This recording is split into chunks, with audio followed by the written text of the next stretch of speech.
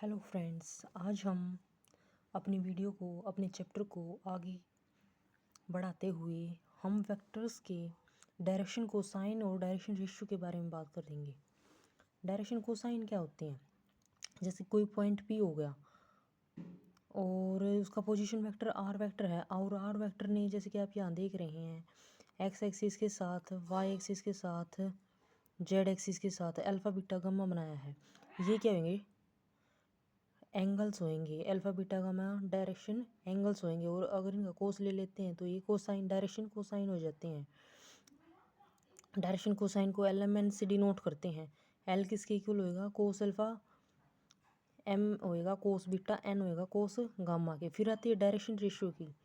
Direction ratio क्या होते हैं? 3 नंबर हैं, वो डायरेक्शन कोसाइन के प्रोपोर्शनल होते हैं, उनको ही डायरेक्शन रेशियो बोलते हैं। जैसे L/A, M/B, N/C, ये सारे क्या हैं? इक्वल।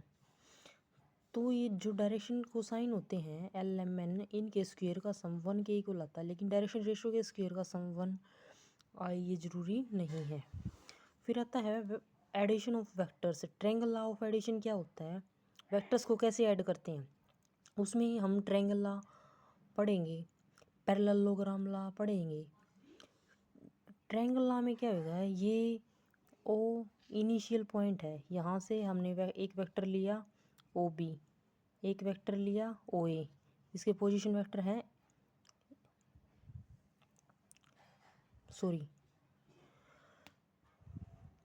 इसके पोजीशन वेक्टर हैं A और इसका पोजीशन वेक्टर है B। ये स्टार्टिंग पॉइंट, इनिशियल पॉइंट ले दिया A। तो अब ये कैसे आएगा? ये इन दोनों को ऐड किया, ये अपोजिट डायरेक्शन में आया। A vector plus B vector OB vector के बराबर होएगा। इन दोनों का सम क्या होएगा? ये OB वेक्टर होएगा। इसको हम ट्रायंगल लॉ ऑफ एडिशन बोलते हैं। क्या है ये? अगर दो वेक्टर को रिप्रेजेंट किया जा रहा है दो साइड से, ट्रायंगल की दो साइड से किसी सेम ऑर्डर में, तो उनका same sum represented by third side of triangle taken in opposite order. Parallelogram law of addition क्या है?